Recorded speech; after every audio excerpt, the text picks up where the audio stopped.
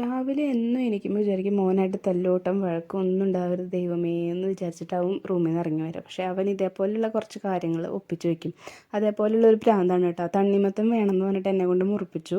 അത് ഞാൻ തല്ലൂടി പകുതി മുറിച്ച് കൊടുത്ത് എന്നിട്ട് അവൻ ഇരുന്ന് കാണിക്കുന്നതാണ്. അത് മുഴുവൻ കഴിക്കില്ല, കുറച്ച് കരണ്ട് അവന് ഇഷ്ടമുള്ള ഭാഗങ്ങൾ മാത്രം കഴിച്ചിട്ട് അവിടെ വയ്ക്കും. അപ്പോൾ എന്നാൽ എന്തെങ്കിലും ആവട്ടെ, അവൻ്റെ ബ്രേക്ക്ഫാസ്റ്റ് അതാവട്ടെ എന്ന് വിചാരിച്ചിട്ട് ഞാൻ അടുക്കളയിലേക്ക് പോയി. അപ്പോൾ എനിക്കുള്ള കുറച്ച് കാര്യങ്ങൾ ഞാൻ സെറ്റാക്കിയിട്ടുണ്ട്.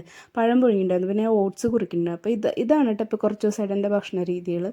കാരണം ബോഡി ഒത്തിരി വീക്കാണ്. അപ്പോൾ അതിൻ്റെ കുറച്ച് ട്രീറ്റ്മെൻറ്റിൽ ഞാൻ പോയിക്കൊണ്ടിരിക്കുകയാണ്. അപ്പോൾ അതിൻ്റെ ഇടയിൽ കാടമുട്ട വേണമെന്നുണ്ടായിരുന്നു, അതും പുഴുങ്ങി കൊടുത്തു. അപ്പോൾ അവൻ്റെ വയറൊരു സൈഡിൽ സെറ്റായി, എൻ്റെ വയറും ഞാനൊരു സൈഡിൽ സെറ്റാക്കുകയാണ് കേട്ടോ. അപ്പോൾ കുറച്ച് നല്ല രീതിയിലുള്ള ക്ഷീണം എനിക്ക് ബാധിച്ചു. അപ്പോൾ അതിൻ്റേതായ ഭക്ഷണ രീതികൾ ഞാൻ ഒന്ന് കുറച്ച് കൊടുന്നതാണ് കേട്ടോ. ഇങ്ങനെ കുറച്ച് കഴിച്ചിട്ട് ശരിയാക്കി എടുക്കാമെന്ന് വിചാരിച്ചു. അങ്ങനെ മേലൊക്കെ കഴിക്കുന്നതിന് ശേഷമാണ് കേട്ടോ ഞാൻ പഴം പുഴുങ്ങി കഴിച്ചത്. എനിക്ക് നല്ല ഇഷ്ടമാണ് പഴം പുഴുങ്ങിയത് കഴിക്കാൻ രാവിലെ.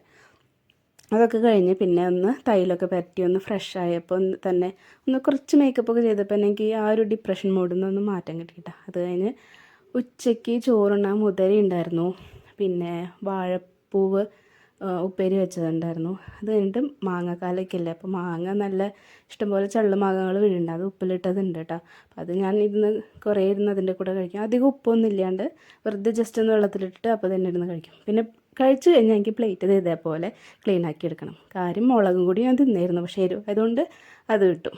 അങ്ങനെ ആ ദിവസം അങ്ങനെ പോയി. അപ്പോൾ വീഡിയോ ഇഷ്ടമായെങ്കിൽ ലൈക്ക് ചെയ്യുക, സബ്സ്ക്രൈബ് ചെയ്യുക. ബൈ.